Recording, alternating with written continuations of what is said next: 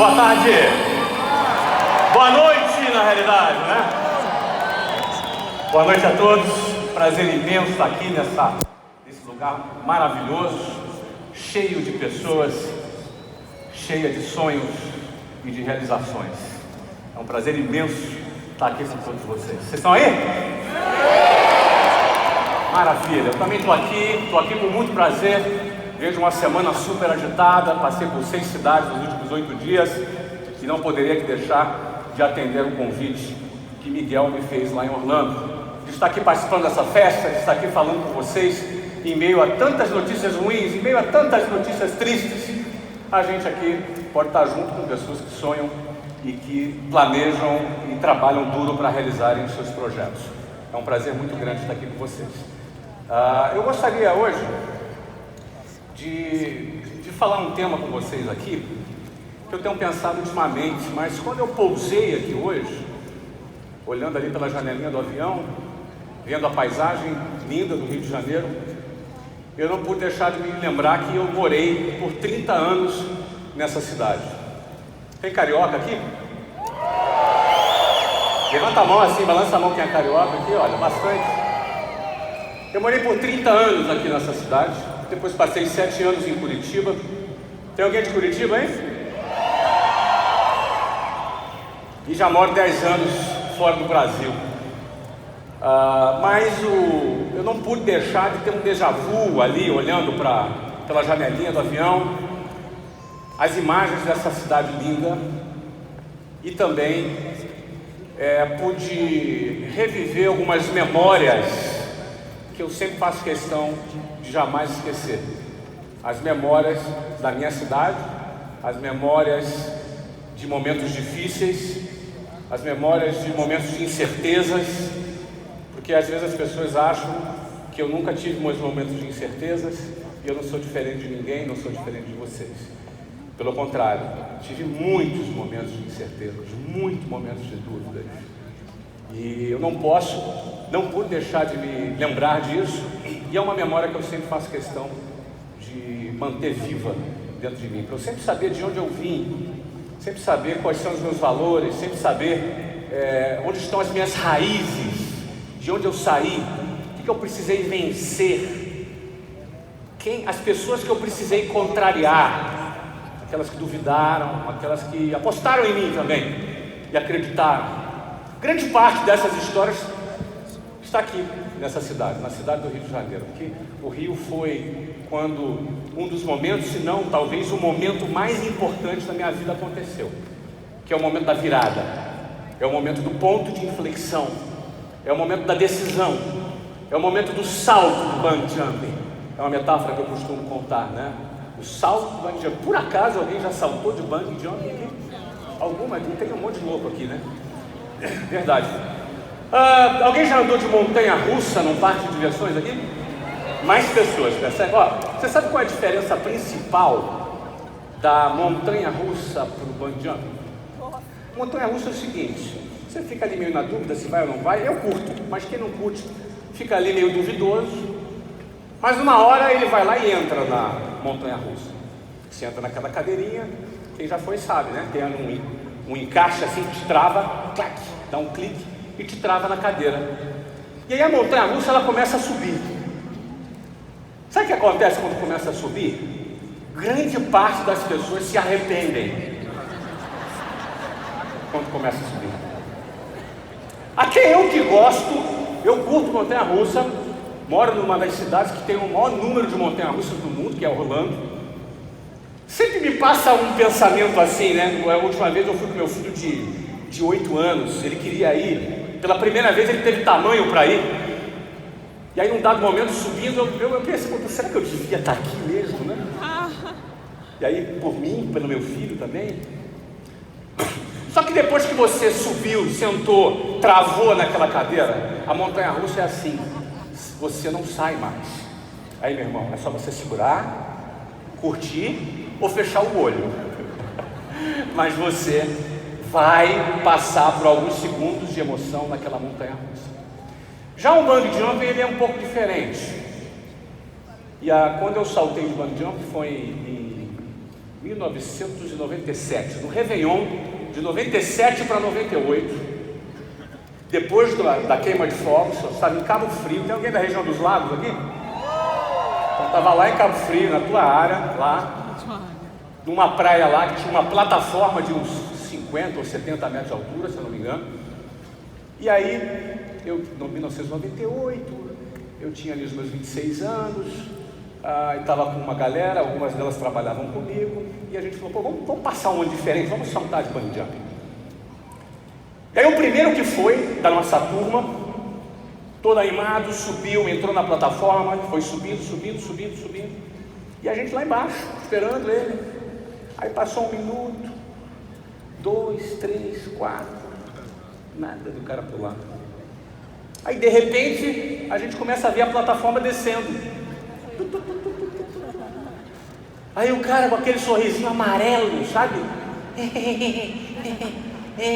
Não dá, né? Eu sou carioca e naquela época não tinha muito essa coisa de não poder fazer bullying, né? E a gente fez aquele coro, bundão, bundão. E cara, e aí eu falei, ó, meu, tem um bundão, cara, sai daqui que eu vou subir nesse negócio, vou te mostrar como é que salta de bungee jumping, seu bundão, sai daqui. E subiram na plataforma, vocês vão ver. E todo mundo, Tinha umas pessoas que trabalhavam comigo, que eram lideradas por mim, estavam lá. Eu estava fazendo aquele papel bonito, né? Líder confiante ali, né? No meio da plataforma, vento batendo, um pêndulo, né? Você começa a ir para um lado, para o outro, um instrutor atrás, vento na tua cara, o mar ali, a gritaria lá de baixo, você começa a não ouvir mais. Sumiu a gritaria, só o vento na tua cara, e você começa a pensar, o que eu estou fazendo aqui? Eu comecei a pensar o seguinte, pô cara, você não precisa provar nada para ninguém. Cara, para que você vai fazer isso? Essa corda arrebenta. Você imagina a manchete no jornal, empresário morre saltando, uma morte besta inclusive, né? Cara, aí eu subi, cheguei lá em cima, o instrutor te explica, olha, seguinte, Flávio, você bota ali metade do seu pé aqui na plataforma, metade para fora, e deixa o seu corpo cair, para pular, sinta o seu corpo cair e aproveite. Beleza, cara, olha, não posso te empurrar, ele falou. O cara da plataforma de bungee jumping, ele jamais te empurra. O salto é uma decisão voluntária. E ponto. Ou uma amarelada voluntária. Não tem meio termo. E aí eu fui, botei lá, metade do pé para dentro, metade do pé para fora, deixava cair, mas segurava. Demorou, cara. Ó, eu acho que os caras lá embaixo estavam assim, não acredito que o Flávio vai amarelar. Eles deviam estar assim. E aí eu comecei a parar, respirar, e aí me lembrei dos caras que eu liderava, estava lá embaixo. Alguém já ouviu falar em liderança, por exemplo? Alguém já ouviu falar que se para você liderar pessoas, encorajar pessoas, falar para elas que elas são capazes, ou você é um gogozento, falastrão, ou você lidera com exemplo? Você concorda que está cheio de bocudo por aí nesse mundo? Concorda comigo? Está cheio de cara que fala, hoje cara, vai para a internet, vai gravar vídeo, está cheio de guru, é ou não é? Mas quantos de fato têm moral para falar aquilo que diz? Quantos de fato podem falar de uma coragem, tendo tido coragem? Quantos de fato podem falar em tomar risco, tendo de fato colocado o seu na reta, tomando risco?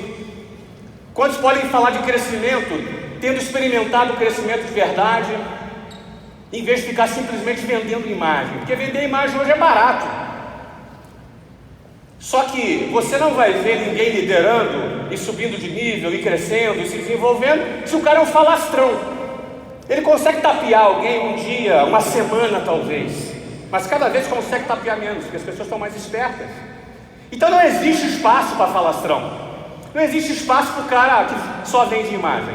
Hoje o mercado, em qualquer área, principalmente quem quer empreender, quem trabalha com liderança, gestão de pessoas, ou é, por exemplo, ou você está fora.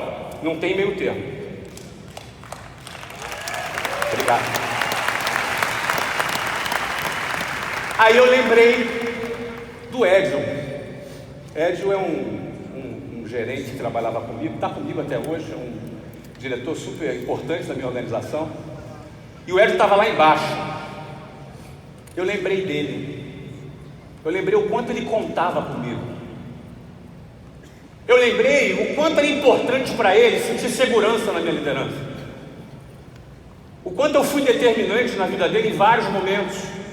Momentos que ele estava fraquejando, que ele estava caindo, que ele estava quebrando, que eu fui lá e levantei ele. Que eu fui lá e dei a mão para ele, como deram para mim um dia. Eu lembrei do Edson e falei, eu não posso falhar com ele. Eu estava morrendo de medo, mas com ele eu não podia falhar. Aí eu pulei.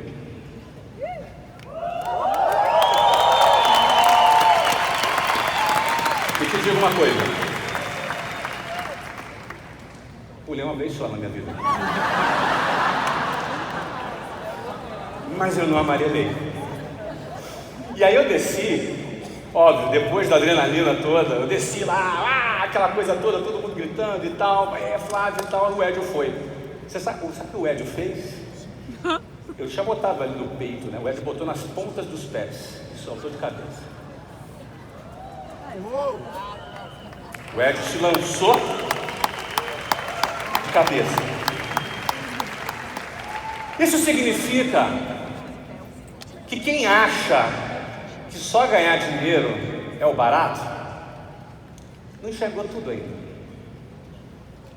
Porque para pensar, o que me traria aqui se o barato fosse só ganhar dinheiro?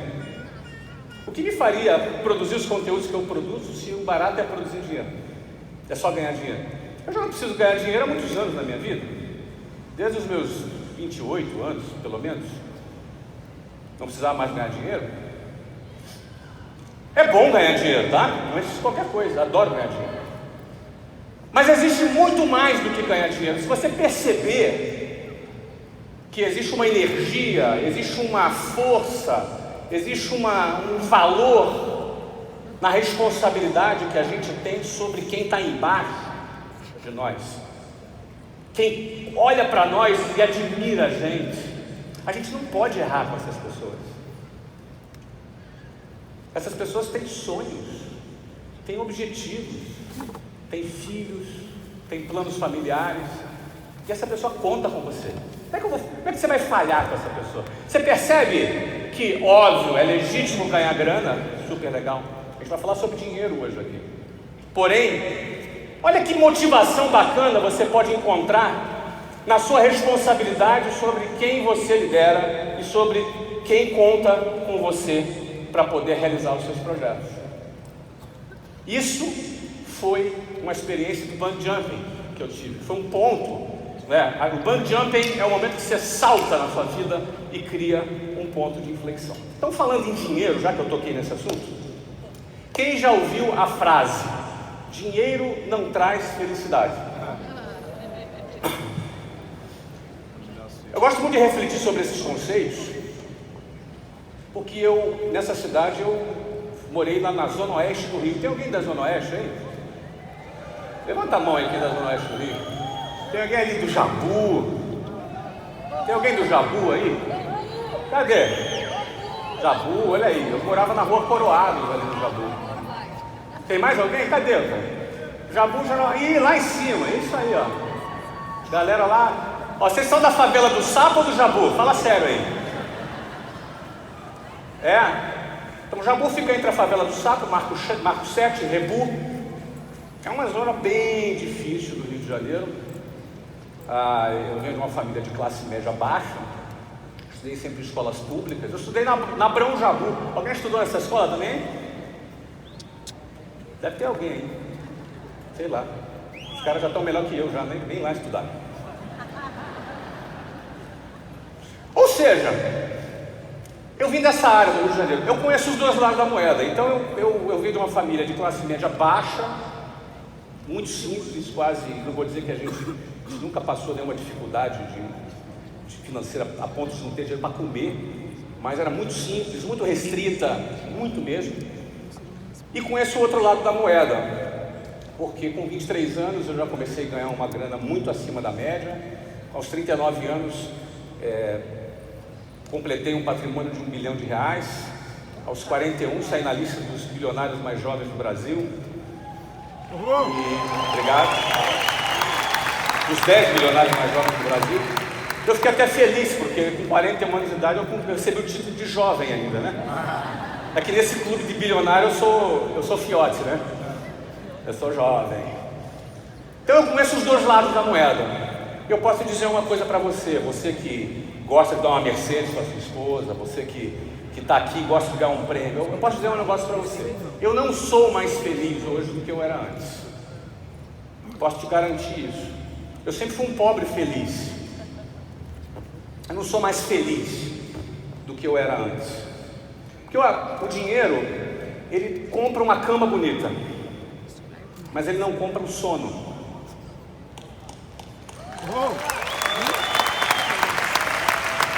Ele compra o melhor plano de saúde, mas ele não paga a sua saída do hospital se o médico falar para você que você tem que ficar lá.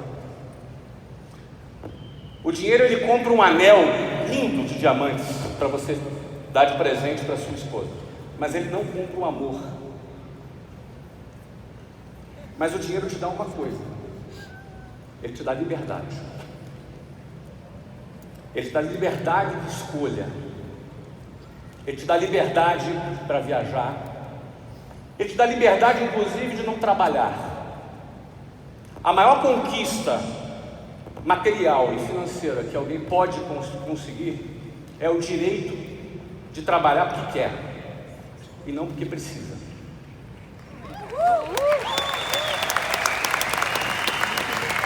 Você pode trabalhar, e eu já trabalhei muitas vezes na minha vida para pagar as contas no final do mês. Já corri atrás das contas, já terminei mês sem dinheiro para pagar as contas, mas sempre acreditando, vai melhorar, sempre acreditando. Mas quando você conquista aquele momento, hoje eu trabalho porque eu quero, eu vou dar palestra porque eu quero, eu vou escrever livro porque eu quero, eu vou ter empresas porque eu quero, e aí eu vou fazer de coração, é outro nível. O dinheiro te dá essa liberdade, é essa liberdade que o dinheiro te dá. Porém, nós estamos num país chamado Brasil, que é o penúltimo país de uma lista de 30 países, de um ranking feito pela OCDE. É o penúltimo na lista de mobilidade social. Você sabe o que é mobilidade social? Mobilidade social é a possibilidade que você tem de se mover nos estratos sociais, das classes mais baixas, na média e na alta. Isso é mobilidade social. Inclusive você pode cair. Se você não se comportar direito, se você não trabalhar, se você não produzir, se você é aquele tipo de cara que fica vivendo do passado. Você já deve ter ouvido que quem vive de passado é museu. Eu acredito que aqui no negócio de vocês, vocês não ganham pelo que fazem no passado. Não. Essas pessoas que subiram aqui realizaram alguma coisa agora, ou foi 3 anos atrás? Agora. Como é que é? Agora. Passado ou agora? Agora. Então quem vive de passado é museu. Então nada mais justo do que o cara que está no topo. Se ele não é um cara que realiza, que merece mais, ele vai cair. Isso se chama mobilidade social num país, numa sociedade. E o Brasil é o 29º de uma lista de 30 países em mobilidade social. Pra você ter uma ideia, a média para alguém sair das 10% mais pobres e chegar à classe média, sabe quanto tempo médio leva no Brasil? Em média, claro.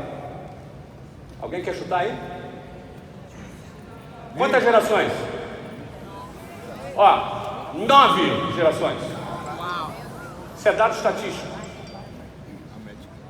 Em média, para o cara que está na camada 10% mais pobre chegar na classe média, leva-se no Brasil 9 gerações. Não te parece muito isso? Não te parece demais isso? Significa o quê? Você nasce nesse mundo, aqui nesse país, te apresentam as regras do jogo, está aqui, você tem que ir para a escola, você tem que tirar 7 para passar de ano, você vai fazer uma prova, um tal do Enem, aí para você ser recebido ali, e você segue esse fluxo, você segue essa linha de montagem, e se você é parte de 10% da população mais pobre, você vai levar 9 gerações para você chegar a uma classe média. Então me parece demais isso. Então, quando eu estava lá nessa minha época de definição, eu questionava muito. Eu sempre fui um cara que questionei bastante. E não tinha nada que me incomodasse mais do que andar de ônibus cheio. Nada. Alguém anda de ônibus aqui? Levanta a mão, por favor. Do Rio, principalmente. É uma desgraça. Eu gastava 4 horas e meia por dia dentro de um ônibus lotado. Na época do ensino médio, era ali, pegava um 689, indo para o Meia, e levava 2 horas e meia para chegar na escola. Depois, quando eu comecei a trabalhar, com 19 anos, eu pegava ali ou o trem na estação do Senador Camará, ou um ônibus ali no 396, no ponto final, no Jabu mesmo, para ir para o centro do Rio de Janeiro, e levava 2 horas e meia. Para ir voltar de casa, para chegar no trabalho às 8 horas da manhã, eu tinha que sair 10 para as 6 da manhã. E para voltar do trabalho, eu não podia sair do trabalho antes das 8h30, senão o trânsito era infernal. Aí eu chegava em casa 10h15, 10h30. 4 horas e meia por dia. Chegava em casa 10h30, 11 horas, tinha que acordar 5 horas da manhã do outro dia, e todo dia era assim, para batalhar pelos meus sonhos, para batalhar por aquilo que eu queria. Ou seja, dentro de um ônibus, quem vem lá de baixo, quem vem lá da periferia, o cara fica em 8 pessoas por metro quadrado, amassado, humilhado. De vez em quando o ônibus dava problema mecânico, parava na Avenida Brasil. Eu lembro ali, chegava em Irajá, eu olhava para o trânsito, aquela fila de carro, e naquela fila de carro eu sabia, tinha mais 1h10, 1h15 para chegar. Quebrava o ônibus, ficava ali do lado de fora, sol de 35 graus de manhã no verão, suado, esperando chegar o próximo ônibus. Chegava lotado o próximo ônibus, empurra, tinha que entrar ali amassado, todo mundo amassado, homem, mulher, todo mundo ali amassado ali, pendurado no ônibus ali, para conseguir chegar lá na empresa, que às vezes a essa altura eu chegava às 9, eram 3 horas e meia de viagem. Chegava lá e encontrava o Antônio. Sabe quem era o Antônio? O Antônio era meu colega, trainee comercial igual a mim. Só que o Antônio morava no Leblon. E o Antônio, 7h30 da manhã, estava sentado tomando suquinho de laranja, com a mãe, com o pai. 15 para as 8 ele saía, pegava ali o ônibus ou o carro com o pai, que ia para o centro trabalhar, chegava lá perfumadinho, pronto para trabalhar, e chegava junto comigo. Eu já estava de 2 horas e meia, 3 horas de jornada. Nesse ponto, é o ponto que eu tinha 2 alternativas, e que cada um de vocês tem 2 alternativas. A primeira alternativa era cair na armadilha do vitimismo, cair nas garras dos aproveitadores políticos. Porque, se você for pensar, é justo isso? Não, não é justo. Mas eu vou ter que compensar a injustiça com trabalho. Vou ter que compensar a injustiça com sonho, com dedicação. Eu vou ter que compensar a injustiça com muita garra. E eu cheguei onde cheguei. Já o Antônio, eu não sei.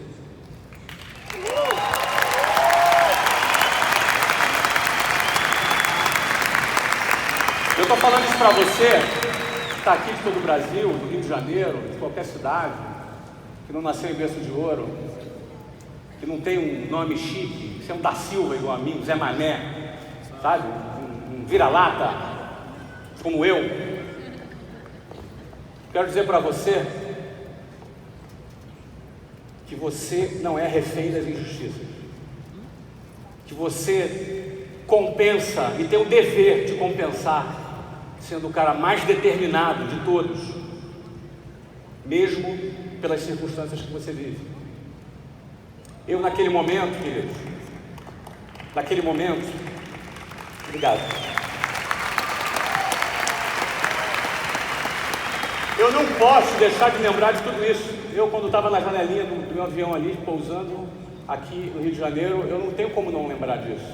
Mas eu não tenho também como associar que a genese não é feita só dos diamantes aqui. Porque todos eles aqui estiveram na posição que vocês estão hoje. E eu também estive na posição que vocês estão hoje. Eu estive na sua posição. E eu sei que não é fácil. Eu senti o perrengue de não ter grana, de ter só uma calça e 2 camisas, uma branca e uma rosa. Eu tinha que intercalar um dia uma e um dia outra. Uma gravata só, vermelha. O Antônio não, o guarda-roupa dele era chique. Eu não. Eu tinha um sapato só, que fez um furo do lado direito, e era um sapato que fazia toque, tinha um vento por dentro, né? Toque, toque. Era assim, entendeu?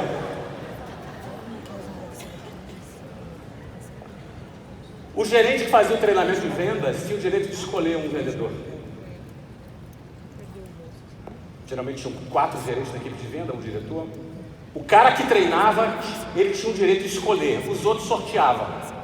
Era assim lá na empresa que eu trabalhava. E eu não fui escolhido. Ninguém dava nada por mim. Eu quero dizer para você que ninguém dá nada para você. Se ninguém dá nada por você, é você que tem que fazer a diferença, meu querido.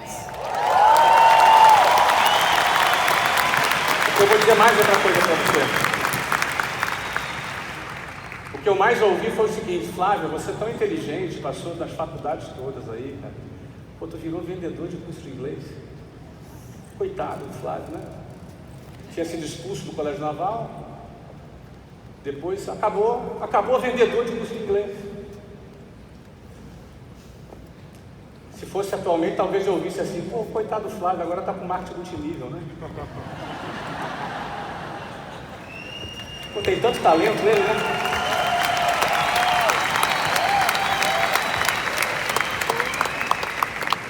Eu não conhecia o marketing multinível. Eu caí numa empresa de curso de inglês.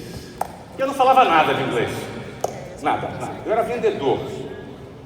E naquela época, em 1991, quem é veaco aqui, sabe que telefone era um negócio chique, caro. Vocês lembram disso?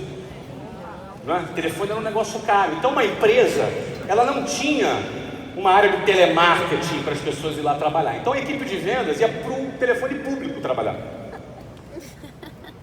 Então eu ia para telefone público. E naquela época, telefone público não é cartãozinho, não. Era ficha telefônica. Quem lembra da ficha telefônica? Você é velho. Sim. Somos velhos. Somos todos velhos. Ficha telefônica. Então assim, como eu tinha que passar o dia inteiro prospectando no telefone público, botava a ficha telefônica no bolso. Não eram poucas as vezes que eu ia sentar para conversar com o cliente, ali para apresentar o produto. E acontecia o que com as fichas telefônicas? Caía tudo pro chão. Não é verdade? E aí a minha técnica era o seguinte: eu parava no telefone público e fazia, igual pôquer, umas 10 pilhas de ficha telefônica assim, esquecia a fila e começava. Aí o cara chegava assim atrás para falar no telefone, aí via aquela pilha ali, desistia e ia procurar um outro telefone. Agora, o meu primeiro escritório, sabe onde foi? Aeroporto Santos Dumont. Ali do lado do banheiro tem uns telefones ali na parede, vocês já viram? Então, aqueles telefones públicos era onde eu trabalhava, era meu escritório, era chique. Eu estava falando com um cliente, de vez em quando era assim: Pingão, vou para São Paulo. Pô, chique pra caramba, você lembra disso? Olha quanta coisa alguém que sai da periferia tem que vencer para ter a tal mobilidade social. 2 coisas promovem mobilidade social. Talvez mais algumas outras, mas as que mais promovem são 2 coisas. A primeira delas é a educação. Por exemplo, a minha avó, que veio me visitar, estava no hotel aqui do lado, e pertinho aqui de onde minha avó mora, Que foi? A minha avó foi me visitar aqui no hotel onde eu vim para cá, né? Dei um beijinho nela. A minha avó é uma baita empreendedora. Que fofa. Ela sustentou 3 filhos, foi abandonada pelo marido e sustentou 3 filhos lavando roupa. Ela morava na Baixada Fluminense aqui no Rio. Sabe aquelas mulheres que andam com uma bacia equilibrando na cabeça assim na rua? Essa é minha avó. E ela criou 3 filhos, dividindo o ovo, dividindo o feijão com arroz e ovo, deixando de comer para as crianças comerem. O que ela precisava, ela estava empreendendo e construindo a família dela. Ela é semi-analfabeta, veio de Minas Gerais, mal sabia ler, mas ela foi uma baita empreendedora. Ela formou 3 filhos, um deles minha mãe. A minha mãe se tornou professora de rede pública. Concorda que houve aí uma grande mobilidade social? Houve, não houve? Por causa da dedicação da minha avó, minha mãe teve mobilidade social e por causa da dedicação da minha mãe. Estudou em escola pública, ali sem dinheiro de merenda, sabe? Vendo colega comendo misto quente e ela sem poder comer misto quente. Meu pai, filho de mãe solteira, teve 4 ou 5 maridos. O 5º marido que ela teve disse: ou ele ou eu. E como toda boa mãe, o que ela fez? Desculpa, deixa eu desfazer a frase. E o que ela fez? Você pegou ele, meu pai, com 11 ou 12 anos, colocou no que era chamado antigamente de um colégio interno, público, quase uma FEBEM. Lá, meu pai sofreu todo tipo de violência, bullying, violência física. Ele ficou lá até 18 anos de idade. Com 18 anos, ele serviu ao exército. E no exército era a única alternativa de vida, porque ele não tinha nem para onde ir. E aí ele seguiu a carreira de soldado, chegou a cabo, fez uma prova, foi sargento e levou a vida dele. Casou com a minha mãe muito cedo. Minha mãe tinha 17 anos quando casou. Nasci eu e 2 irmãs mais novas. Meu pai e minha mãe tiveram mobilidade social porque estudaram. Meu pai teve que estudar muito para conseguir passar para sargento, que era um cargo modesto, mas para a realidade dele era muito distante. Tinha que competir com quem era muito mais preparado e estruturado do que ele. Na próxima geração, eu cheguei. Tive todo o amor e carinho e apoio dos meus pais. Sempre tive muita sede e muita fome de ter mobilidade social. Eu queria dar um passo a mais. Sempre tive muito. Então, o que eu quis fazer? Eu quis ser oficial das Forças Armadas. Meu pai era sargento. Ou seja, sendo oficial das Forças Armadas, eu começaria acima do meu pai. E daí para frente, chegaria a almirante, por exemplo.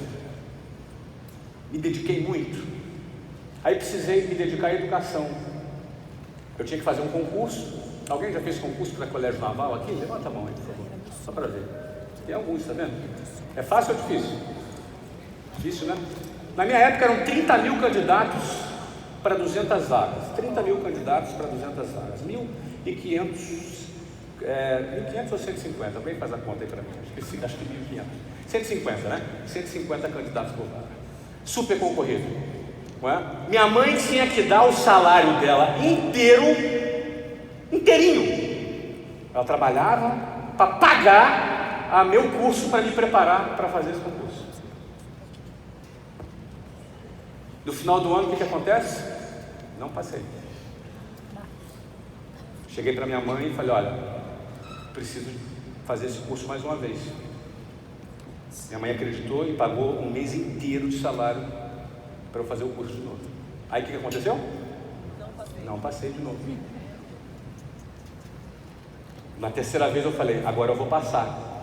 Antes eu estava assim, ó, entre dos 30 mil, entre os 20 mil primeiros. Na segunda vez eu estava entre os 800 primeiros. Na terceira vez eu passei. Fiquei 2 anos, expulsado. Eu não tinha jeito para aquilo. É um cara criativo, não é um cara que segue muita a coisa, um cara mais... eles me fizeram um grande favor de me convidar que eu me retirasse. Um grande favor. Agora, para pensar aquele meu ano de voltar para casa, encarar o meu pai, minha mãe tinha trabalhado 3 anos e o filho expulso voltando para casa. Para pensar. Foram anos, aquele ano foi um ano difícil da minha vida. E eu dizia para o meu pai assim: pai, eu não queria aquilo não serve para mim, eu não tenho nada a ver com aquilo, foi bom ter saído. Meu pai falava assim, pose do sargento Batista, assim: quem não quer sai, não é expulso. E ele estava certo, não estava? Ele estava certo. Eu era muito jovem, não tinha cabeça ainda para entender, para tomar aquela decisão. Mas eu lembro que eu fiz a prova da escola naval naquele ano, porque você tem o colégio naval do ensino médio, depois do ensino superior, você tem a escola naval, eram só 40 vagas. Eu fiz a prova da escola naval. Na primeira fase, eu passei na primeira fase, só que eu não falei para ninguém. Peguei o jornal, saí no jornalzinho, entreguei na mão do meu pai. Pai, olha aqui. Aí ele olhou e falou assim: o que é isso, Flávio? Não, eu passei aqui na primeira fase da escola naval. Aí ele olhou: mas você pode ir? Eu falei: posso, claro que eu posso, é um concurso público. E aí ele: e aí? Não, pai, eu fiz essa prova só para te dizer que eu não vou porque eu não quero, e não porque eu fui expulso. Era muito importante para mim conquistar o respeito do meu pai, assim como era muito importante para mim conquistar o respeito do Édio, assim como deve ser muito importante para todos nós conquistarmos o respeito de quem a gente lidera e dos nossos líderes também. Meu pai me deu um abraço, falou: Flávio, não precisava disso. E eu recebi a palavra dele, mas eu sabia, claro que precisava. Eu precisava disso. Eu precisava dizer aquilo para ele. Eu precisava mostrar aquilo para ele.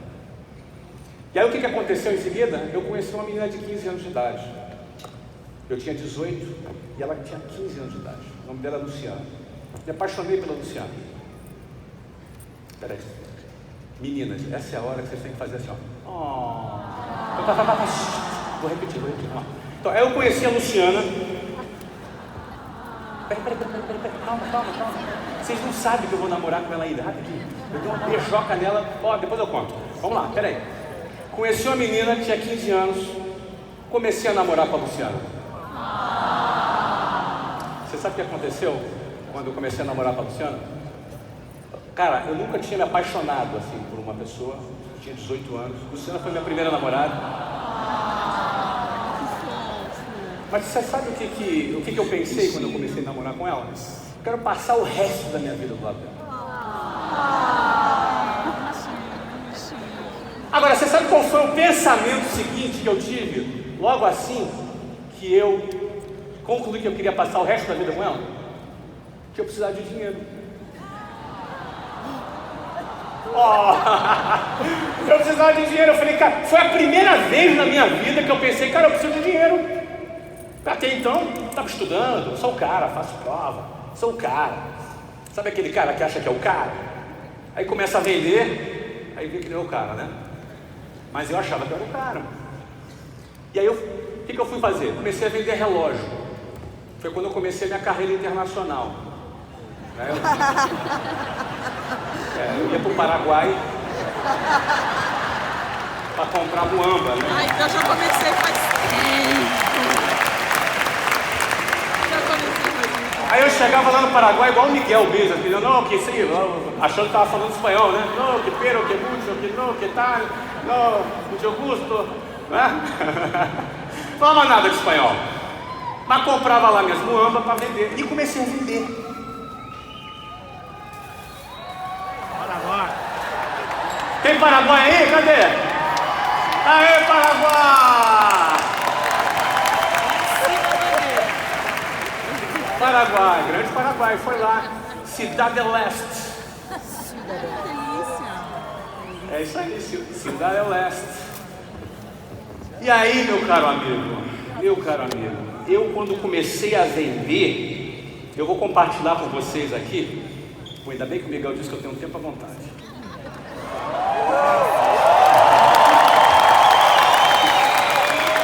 Eu quando comecei a vender, eu vou dividir com você o sentimento que eu tive. Eu lembro que eu vendia lá um relógio, eu vendia relógio da Citizen. Pô, os relógios legais, e comecei a vendia pro vizinho, vendia para amigo, vendia pro sogro, vendia para todo mundo, cara. Mas lá do meu lado eu vendia, entendeu, cara? Não tinha esse negócio de apresentar plano na minha época, não, mas eu apresentava relógio. Você entendeu? Parou do meu lado, cara, você tem relógio? Parou do meu lado, meu irmão. Respirou, eu perguntava se o cara tinha relógio. Tinha essa. Não perdia viagem. Aí o que acontece? Eu comecei a ter um pensamento, quando eu comecei a somar o que eu estava ganhando, eu comecei a ver que eu estava ganhando mais que meu pai e minha mãe junto. Eu comecei a me perguntar, mas por que essas pessoas trabalham 50 horas por semana para ganhar um salário mínimo? Eu não consigo entender um negócio desse, cara. Eu comecei a me perguntar. Sério? Eu comecei a questionar, mas não entendo, mas como assim? Mas não é tão difícil. Por que as pessoas não fazem isso? Olha que interessante. Se você é o tipo do cara que acha uma coisa fantástica e você não se contenta e quer contar para uma outra pessoa, você tem perfil para ser líder. O líder é aquele cara que vê uma coisa boa e ele quer contar para outras pessoas. Ele quer transmitir aquilo, é uma coisa natural. Ele não precisa de técnica, nada disso. Claro, com técnica fica muito melhor. Mas o instinto, a iniciativa de compartilhar, o desejo de transmitir, de querer ver a vida de alguém ser melhor, é o que faz você se levantar e tomar a iniciativa que às vezes 99% da humanidade não toma e fica estática reclamando da vida. O líder não, ele vai lá e quer compartilhar com as outras pessoas. Eu comecei a falar para as pessoas isso, né? E aí, moleque de 18 anos, ninguém me dava muita ideia. E engraçado, eu nunca enxerguei que eu poderia ser o maior vendedor de relógio do Brasil. Nunca tinha pensado nisso. Eu nunca pensei que eu poderia ser um maior distribuidor de uma determinada marca, porque minha cabeça não estava aí. Hoje estava na minha cabeça. Eu preciso pagar o cinema, o restaurante e os presentinhos para Luciano. Ai, que graça, bichinho. Não, estou falando sério, estava aí na minha cabeça. Ou seja, o meu alvo era pequeno. Não que não fosse nobre eu dar um presentinho para a Luciana. Ou seja, eu nunca cogitei. Então eu meio que desprezava um pouco. Isso aqui é um bico que eu estou fazendo. Mal sabia eu que eu poderia ter sido um, sei lá. Não é ter curso de inglês, mas é ter criar minha própria marca, não sei. Isso não aconteceu. E aí um dia eu estava domingo na casa da Luciana, lá com ela, como eu sempre ficava. Muitos beijos e amassos e abraços. Danadinho. Estava lá com a Luciana. E olhei um jornal classificado. E aí eu tive uma descoberta incrível. Que jornal classificado tinha emprego. Naquela época, você nem deve saber o que é isso, né? Jornal classificado. Depois de velho também. Não é? Só que é o seguinte, tinha lá um emprego lá para trabalhar. E eu falei, pô, cara, eu nunca tive experiência profissional. Eu vou para a faculdade, vou fazer ciência da computação na Universidade Federal Fluminense. Em agosto, eu estava no mês de fevereiro. Falei, vou ter uma experiência. Vou ter uma experiência profissional. Vou experimentar. Eu não fazia questão nenhuma de ser contratado. Cheguei lá, 8 horas da manhã, botei uma roupa social, pedi uma gravata emprestada para meu pai. Saí bem cedinho para ninguém me ver, porque tinha vergonha de usar gravata, não é? E fui, peguei um ônibus, 2 horas, cheguei no centro do Rio de Janeiro, às 8 horas da manhã. Fui lá no endereço, fila, quase dobrando o quarteirão. Cheguei lá 8 horas da manhã, fui atendido meio-dia. Participei do processo seletivo.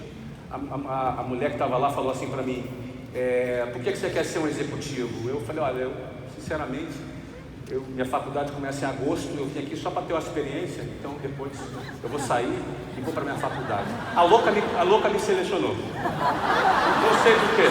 Acho que ela confundiu, eu falei essa besteira, o cara do lado falou uma coisa legal, ela esqueceu e me selecionou.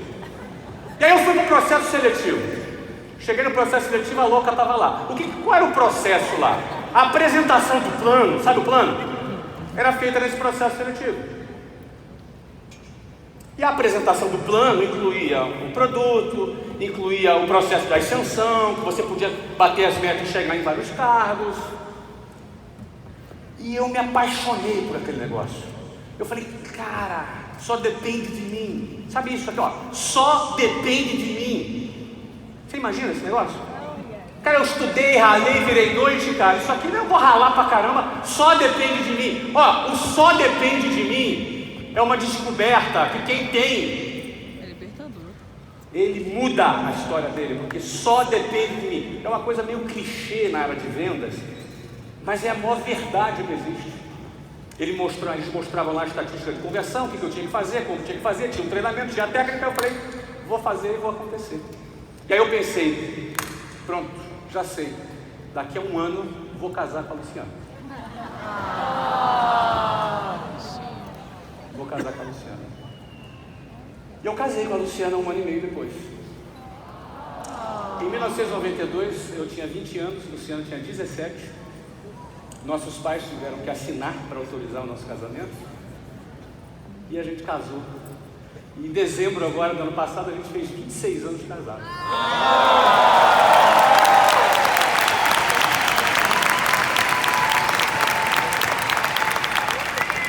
Eu entrei naquela empresa, me descobri. O maior benefício que você pode ter aqui na Genésio é se descobrir. Descobrir que você não precisa seguir a boiada, que você não precisa estar na linha de montagem. Descobrir que você pode fazer algo diferente fora da CLT, essa desgraça.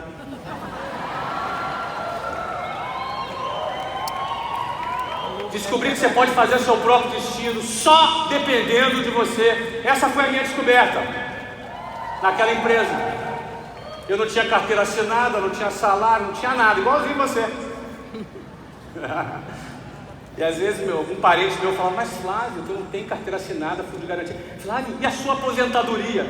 Meu Deus, se eu pudesse entrar na máquina do tempo e voltar, ó, a reforma da Previdência aí, tio, olha aí, cara. E a sua aposentadoria? E se você ficar doente? Sair da manada, da linha de montagem, sair desse mundinho, sabe, que as pessoas se acostumam com ele, é como saltar de um bungee jump, meu querido. Você tem que ter coragem para sair. Você tem que ter coragem para saltar, para desfrutar da queda. E saber que lá embaixo ninguém vai te chamar de bundão, porque você não é bundão.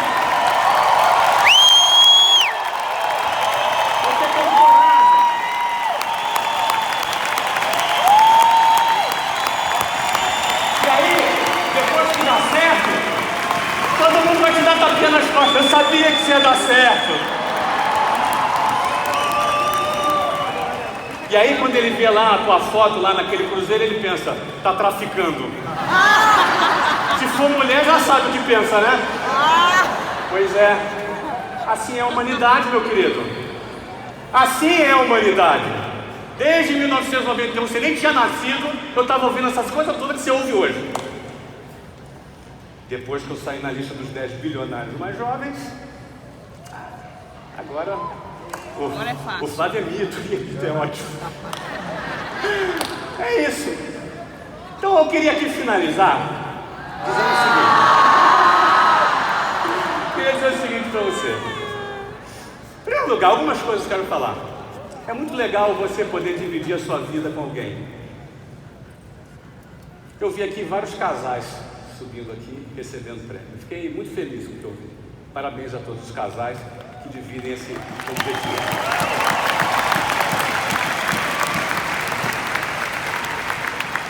Segunda coisa, eu fiquei muito feliz em ver um grupo tão entusiasmado, tão feliz, tão contra a maré aqui como esse. Estou aqui desde 9 horas da manhã. Ninguém vai cobrar hora extra depois, né, cara? Olha que espetáculo, né, cara? Vocês vivem em outro planeta. Outro planeta, um planeta muito mais feliz. Agora, um planeta que tem riscos. Mas é aí que tem a graça. É aí que está a graça, meu querido. Aí que está a graça. Você não vê esse mundo a passeio. Não vê esse mundo a passeio. Olha, eu vi uma definição de um cara, eu não me lembro o nome dele, ele dizia que a vida de um homem, aí você pode parafrasear para a mulher também, para um homem ou para uma mulher, se resume em 3 coisas: em ter uma guerra para lutar, uma aventura para viver e uma donzela para resgatar, ou um donzela, fazendo aí a paródia.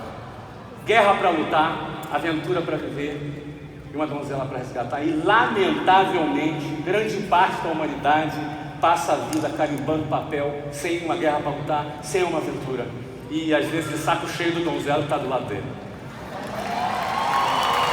Querido, a vida do empreendedor não é fácil. A vida do empreendedor não é fácil. 80% das empresas quebram nos primeiros 5 anos. Porém, 70% dos empregos formais do Brasil são criados pelos empreendedores. Isso não inclui o marketing multinível, porque o mercado não percebeu ainda a existência disso. Isso não é contabilizado. Ainda bem, a gente não tem emprego, vocês não têm emprego, vocês têm um projeto, vocês têm um sonho, vocês têm um objetivo. Vocês, olha só, precisam de algumas coisas só. Eu fico à vontade para dizer, eu não faço parte da Genese, ninguém me pediu para falar nada aqui, tá? Se bem que o Marcos disse que me patrocinou, né? Não é? Depois eu quero saber aí como é que faz, entendeu, Marcos? Mas eu vou dizer um negócio para você. Você tem que estar numa empresa séria, que cumpre palavra. Eu presumo, vocês estão aqui, não por acaso, a Genese é uma empresa séria que cumpre palavra. O resto, meu querido, é com você. O resto é com você. É só isso que você precisa. É só isso que você precisa. E outra coisa aqui para finalizar que eu quero dizer para vocês. O Flávio ficou bilionário. Comprou o clube de futebol, investiu 200 milhões de reais no clube de futebol, que já vale mais de 2 bi esse clube, não é? O Flávio ficou bilionário. Alguns podem falar, pô, Flávio, mas você é fora da curva. Isso é um ponto fora da curva. E eu não vou discordar, que nem todo mundo vai ser bilionário. Mas uma coisa eu tenho certeza que é o que me motiva a produzir conteúdo de geração de valor.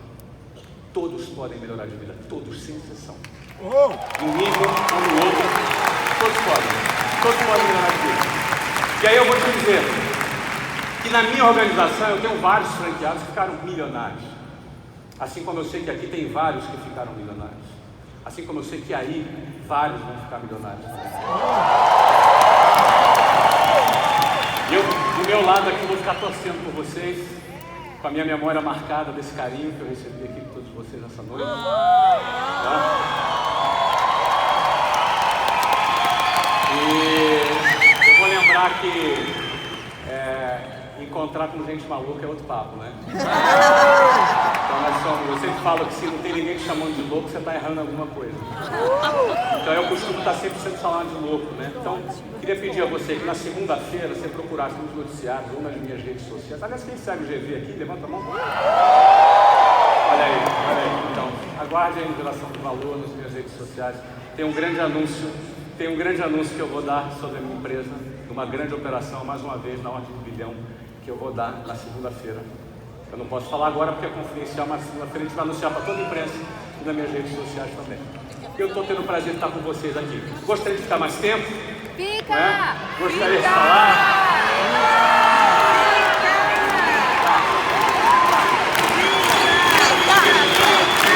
Eu fico então. Então vamos embora. Não vou ficar mais. Então tá bom.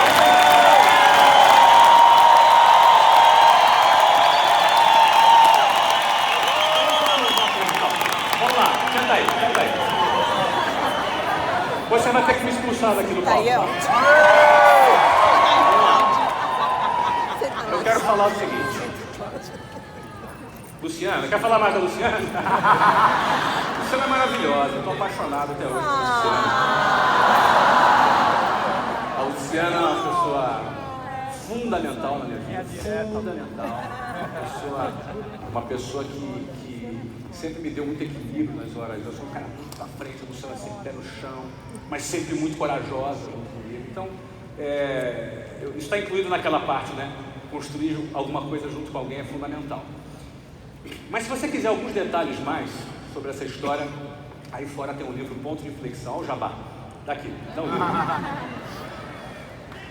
Vou fazer um jabá. Vocês sabem que 100% desses direitos autorais são doados a projetos sociais. Esse livro fala de 10 pontos de inflexão, são 10 saltos de bungee jumping que eu fiz na minha vida.